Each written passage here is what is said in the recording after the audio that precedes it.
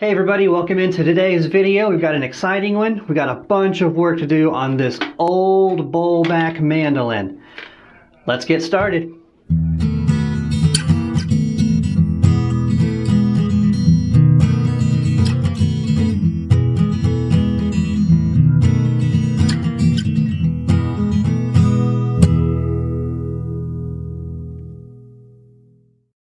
Hey everybody, welcome in once again to our video today. We're coming to you from our studio here at the Palin Music Center at 1202 South Range Line in Joplin, Missouri.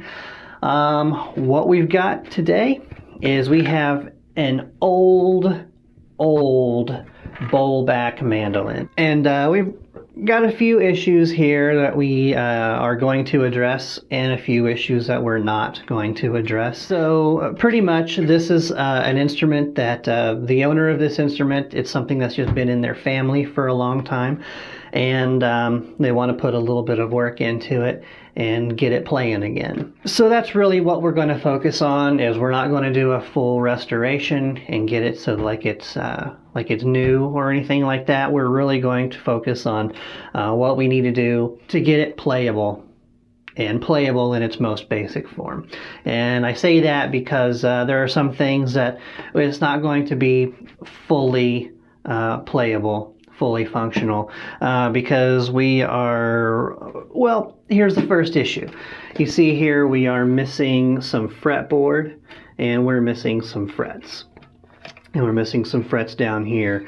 So what I really wanted to do originally was I wanted to replace the fretboard and put all new frets on there. And the owner opted to not do that. Instead, what we're going to do is we're going to go with Plan B, and that is pretty much eliminate any of the playability of the upper fretboard up here, which they don't really use anyway. So we're going to steel this fret, which is kind of poking out here. It's already loose, and we're going to steel that and put it down here. And that's all right because we've got a lot of other fret work to do anyway.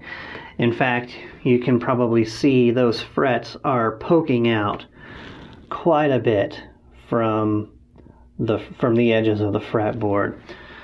So some of them have moved. Some of it is because of the wood shrinking and drying out, but we're going to tap those all in place where they need to be and do some filing and some dressing on those, just so that it doesn't rip your hands to shreds when you move your hands up and down the neck. And so as far as the pieces of the fretboard being missing, well, this actually doubles. It's one, it's a bowlback mandolin, but also it's a maraca. That shaking sound that you hear is actually little pieces of the fretboard that have broken off and fallen down inside the sound hole, and they're just in there, just floating around in the bowl. So when I take the strings off, I'll see if I can fish some pieces out of there and try to put them back on here.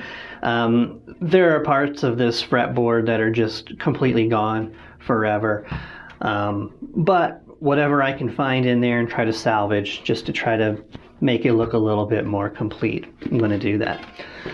So that's one issue, is the fretboard and the frets. Another issue that we have, and some of this we're not going to be able to see as well until we get the strings off, but we do have right here, there's a crack in the soundboard, and it goes from right about this point where this ridge is, and I don't know how far it goes. It may go back all the way to the tail underneath the bridge, probably so. And then another major issue that we have is right here. The soundboard itself is separating away, and you can see I can put this palette knife all the way in here and kind of pry it back and forth a little bit. Now this crack runs from right up about in here, and also the binding is loose right in here, and it goes all the way around at least to about here that I can tell, with the tailpiece and the strings still on. So we'll find out more about that too as we start to expose some of these things. Real quick, again, going back to the fretboard, I forgot to mention too that a couple of these pearl dot inlays are missing. And, you know, that doesn't really affect the playability too incredibly much. So we're just going to leave those as they are for right now as well. So then another issue that we have is the right here, you may notice something's missing. The bridge is missing. There is no bridge, so we're going to build a bridge for this, and I've got a nice piece of ebony stock that I'm going to use to match the ebony that we have on the fretboard, and the nut, it's all made out of ebony, so got a nice piece of ebony that we'll use to put on the bridge here. And that's not it. We also have, if you notice right here, if I were to put the bridge on and string it up and then start putting pressure on it, well, see, that's just moving all over the place. And it's not only because we are separating from our rim here on the sides, but also because this brace that runs right across here, which would be right in front of the bridge, it's loose over here on the side. I can feel it moving up and down. I can put my palette knife under it, so that brace is going to have to be re-glued as well. As well as just a few other minor cracks here and there. But the good news is that the neck and the back, all of the ribs, and the whole rim, everything looks like it's in really good shape. I'm not noticing any joint failures here in between any of these ribs that need glued, so that's really good news. And I just poked myself with one of these fret ends again, so that's definitely high on the priority list of things that need to be done. So, a few questions that we might want to try to answer about this mandolin is, first of all, who made it? I don't know. How old is it? I don't know. But how much is it worth?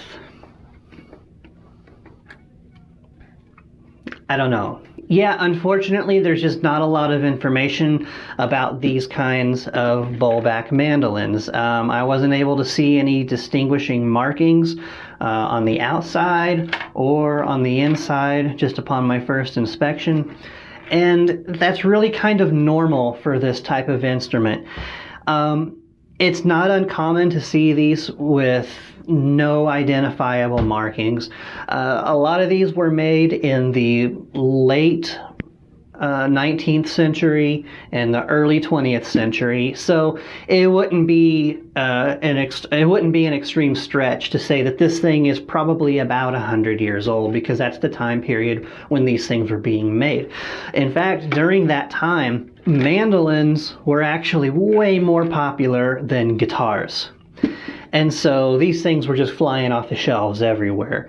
So these types of instruments, these mandolins, would have been sold through department store catalogs. And most of them are just, you know, pretty much basic student model instruments that were sold on the cheap like that. So that's probably what this is. And unless I'm able to get in there and find some other sort of marking that I'm not able to see without getting in there and doing a better inspection, most likely that's probably what we're looking at. This is a 100-year-old instrument that was originally purchased through a department store catalog as a student model instrument. And as far as today's market value, you know, it's not going to be bringing in a huge amount, maybe a little bit for as a collector's item.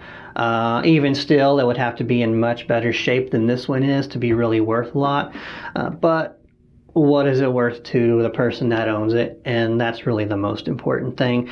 If you're trying to get one of these so that you can fix it up and flip it, probably not worth it. If this is something that's been in your family for a long time and you want to get it playing again, then it's absolutely worth it. But that's enough talking about it. Let's get our tools out and start digging in. Okay, so the very first thing I'm going to do is I'm going to remove these old strings that are worn out and dirty.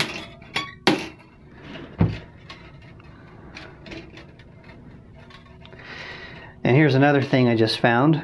As soon as I took that string tension off, the nut just came right off.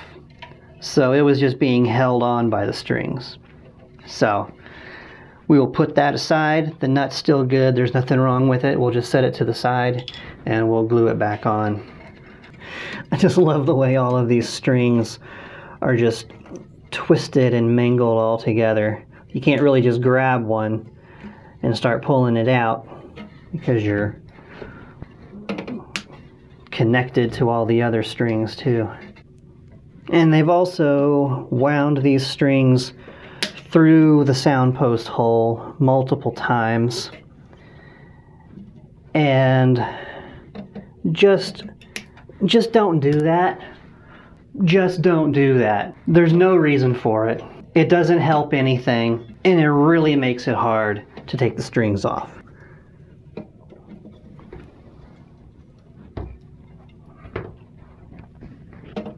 Alright, so I got those off of the posts here. Now, have I made myself clear about... Alright, so I'm just going to have to cut myself off here for a minute, and you're welcome. I just went on a rant here about the way these strings were tied on, and maybe I didn't handle this in the best way, but I still stand by what I was saying. There's no reason to wrap the strings through the post holes multiple times or actually tie the strings to the posts.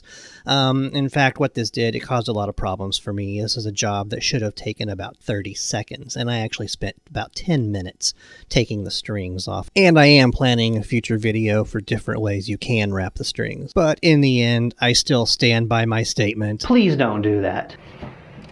Alright, now this just has these tiny little screws, and of course they're slot head screws because Phillips head screws had not been invented yet when this instrument was made.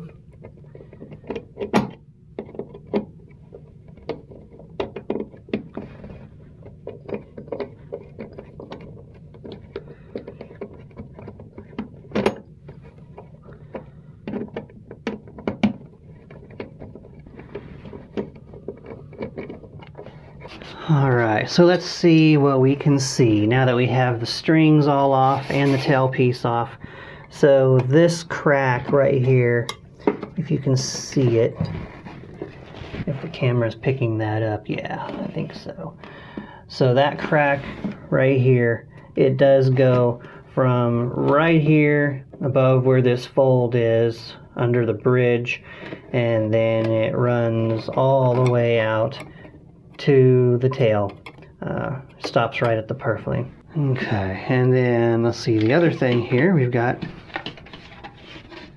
there we go. So there's a piece of fretboard, and it looks like it fits right there. And so this piece, we're going to pull it and transplant it down here where this fret's missing. That way you can do your basic chording. And I mean, look at that. That just fell right out. So yeah, that'll go down here now. When we're ready for that, I'll just put it over here as well and save it for later.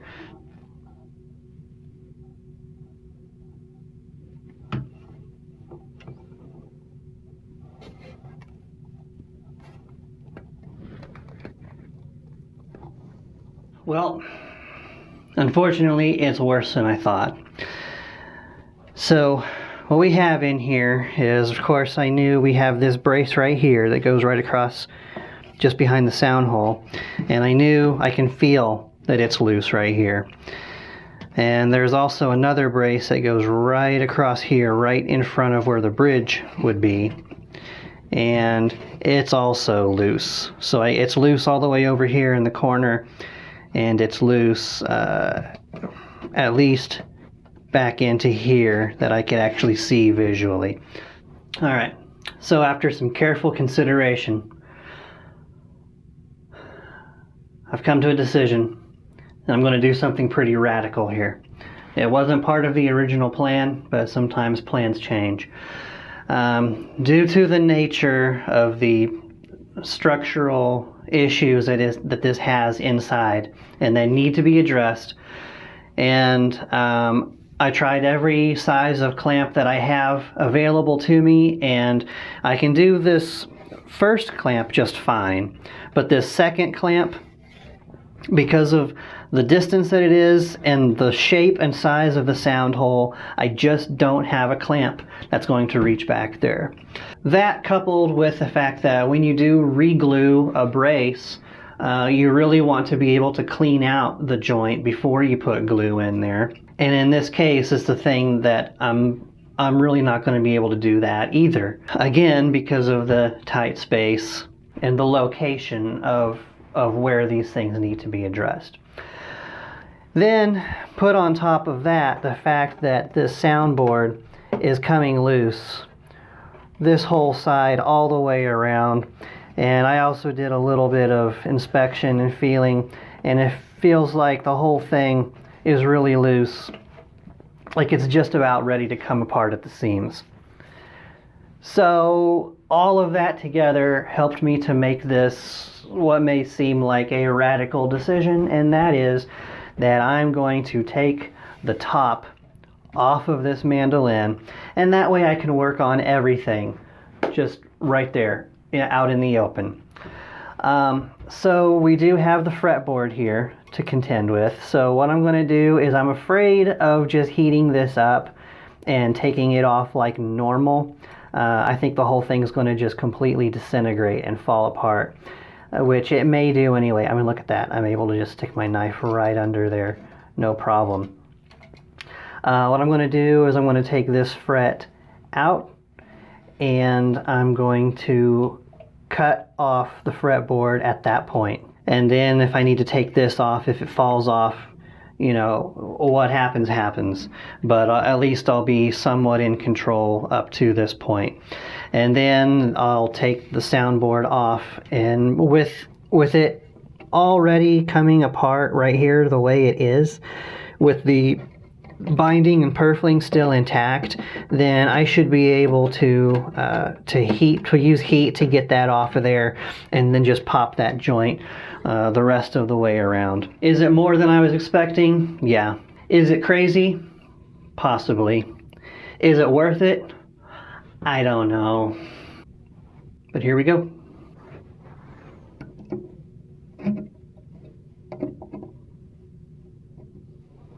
Alright, so I got that fret out pretty cleanly. I noticed though that as I was pulling up on the fret, the whole fretboard was starting to pull up.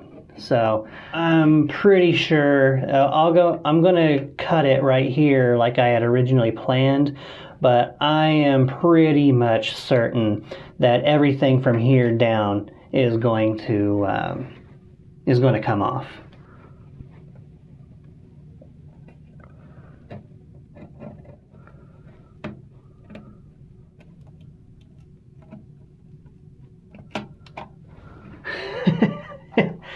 And look at that. There we go.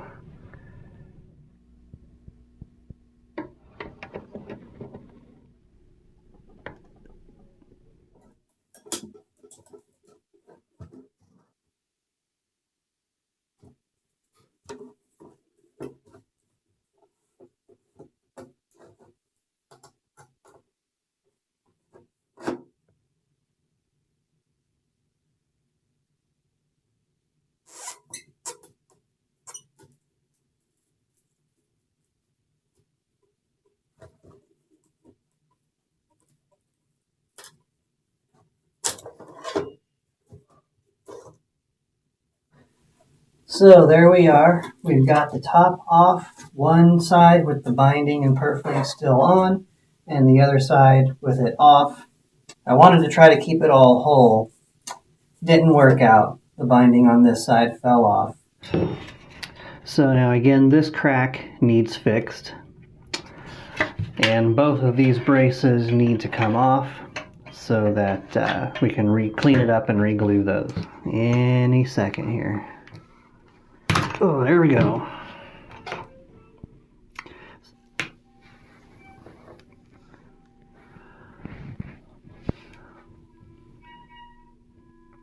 don't know if you can hear that. It sounds like the little Warby gals are getting clarinet lessons down the hall.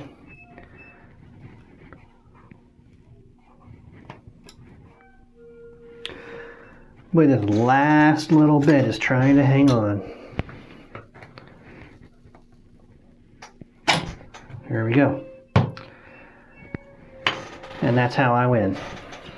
Something you may notice here, when the braces are sitting, they're hitting in the middle and they're up on either end. And that's exactly how both of these braces came loose. They both stayed glued in the middle and then popped loose on the ends.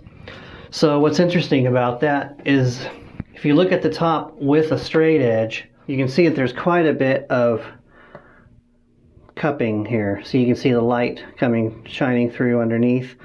What that means is that this top is cupped inward.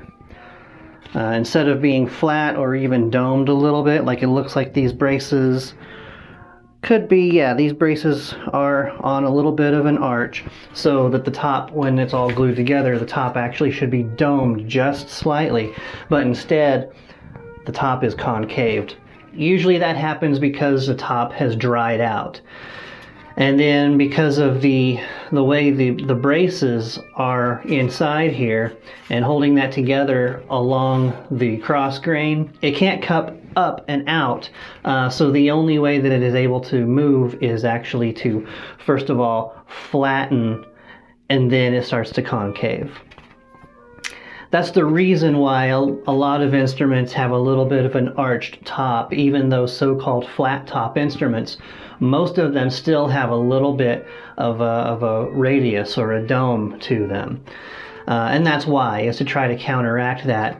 Now, had the glue held, then it probably would have held this top into a little bit of a slightly domed shape, or at least closer to flat rather than concave. But we're going to glue these braces back on, and we're going to try to do that so that it reintroduces that little slight radius back into the top. But first, we're going to deal with the crack here. Alright, so the first thing I'm going to do here is I'm going to use tape to force this joint closed here on the top side. Okay, there we go. So now it's tight, a little bit uneven, but there we go. We got that taken care of.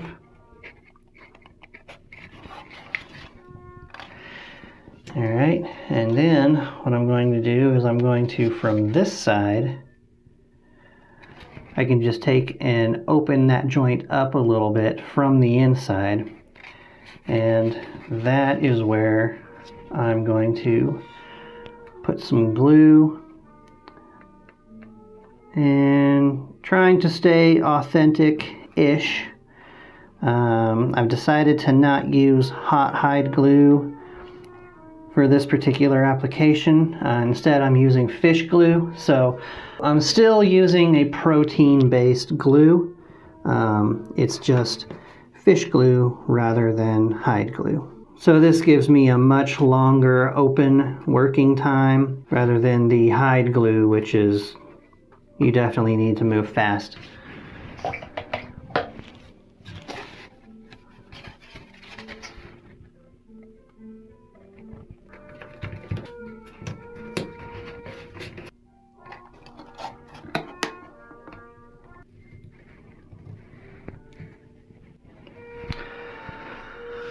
So now I'm going to start gluing the braces back onto the soundboard.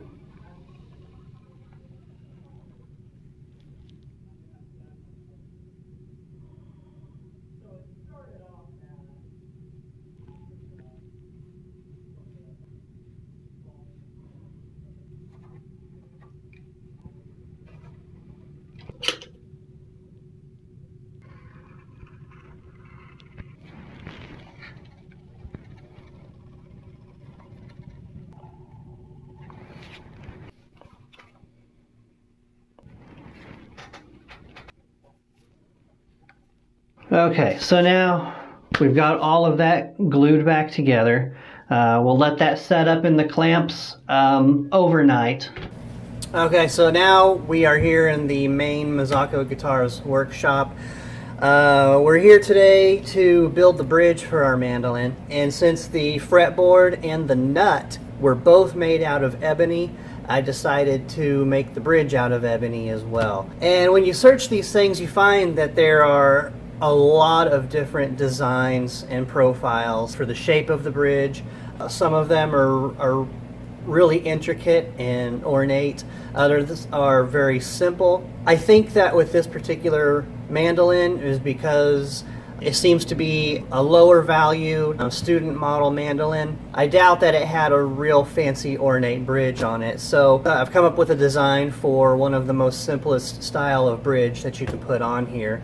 And I drew it up here. Here's what we've got. It's going to be this basic design where you have the flat top, a flat bottom that the dotted line represents. It'll be shaped to the top, which is now arched, by the way, because we fixed those braces. So it's going to have to be fit to that, allowing about 5/32 of an inch here on each end of it. And then the total height will be, I'm going to make it about 3/8 of an inch, but that's tall. So when we get back over into the studio over at Palin, we can plane that down and bring it down to a height where it's going to be somewhat comfortable to play without getting too short. And there's going to be a fine balance there. I think it's probably going to end up being somewhere between 1/4 inch and 5/16.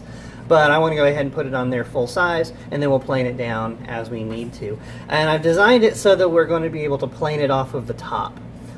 So we'll fit the bottom, and then we'll plane down the top to bring the strings down to where we want it, and then we can do all of our final carving and intonating on there once it's at the height that we want. And then it's going to come off of that flat top, and it's just going to have this little radius that comes down. It's about a 2-inch radius or so that just comes down each side. So I took all of these numbers and I took a piece of ebony and I traced all of that. Let me see if I can get that. Oh, that's pretty good. Yeah. So anyway, here it is. This is going to be the height, this is going to be the slope, and then this bottom line here will actually be the top of our rough bridge.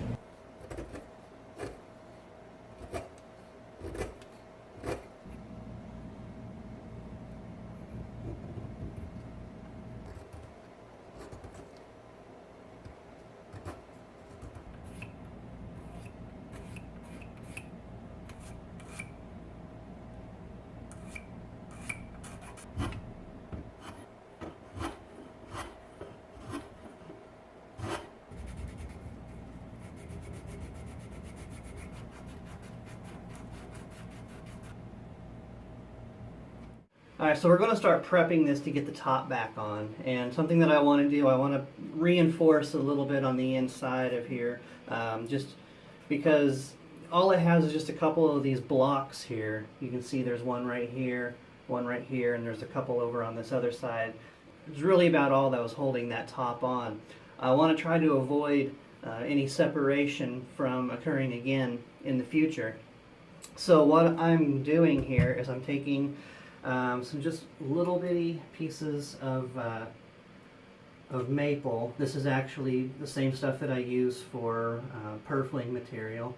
So I've taken 3 layers of it, stack it up here, and then what we're going to do is we are just going to glue these in all around the edge, just like that.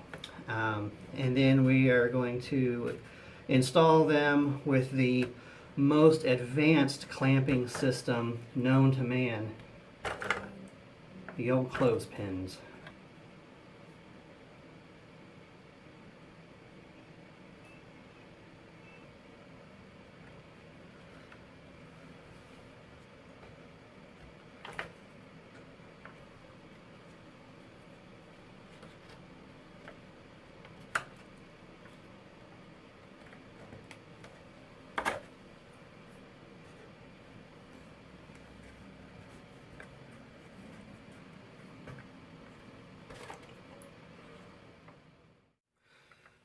So now my linings are set up so I can remove the clothespins and get it all cleaned up. And we'll be ready to put the top on.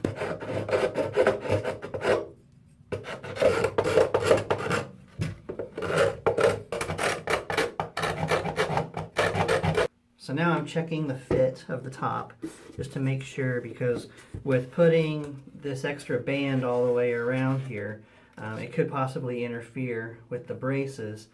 And I kind of hope that it does a little bit, because I would really like to be able to tuck the braces underneath that lining a little.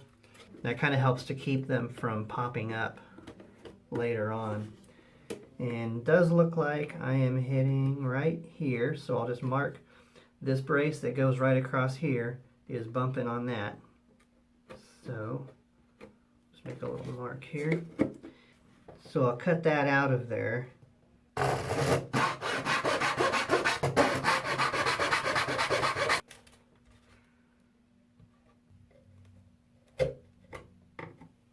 So now I've got these little notches here to accept where the brace is going to fit inside.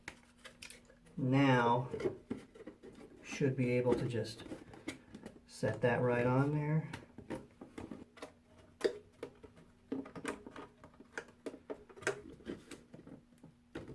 So as I've mentioned in some videos prior to this, I actually had some catastrophic computer failure and I lost a whole bunch of files. I was able to recover most of them, but one of them was here, this process in the glue up of the top.